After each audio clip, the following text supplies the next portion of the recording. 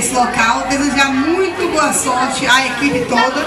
Eu tenho dito na Câmara algumas vezes e volto a repetir aqui na presença de vocês, a ação social tem se destacado no município com a atuação de Dona Nilda, com a atuação de Tânia, de Liene, Rominho e toda a equipe tem se destacado com o trabalho que tem feito, então tenho a desejar muita sorte. Eu acho que a preocupação com o nosso governo está deixando uma marca que é muito importante, que é a preocupação com o social. Não adianta a gente fazer obras e deixar a questão social para lá. Não adianta a gente construir grandes obras, fazer calçamento na rua e deixar aqueles meninos daquela rua sem escola, sem comida, sem atenção.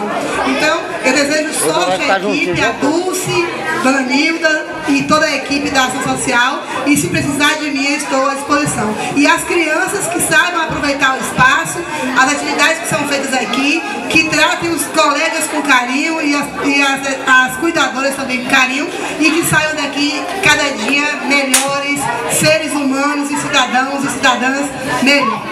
Muito obrigada.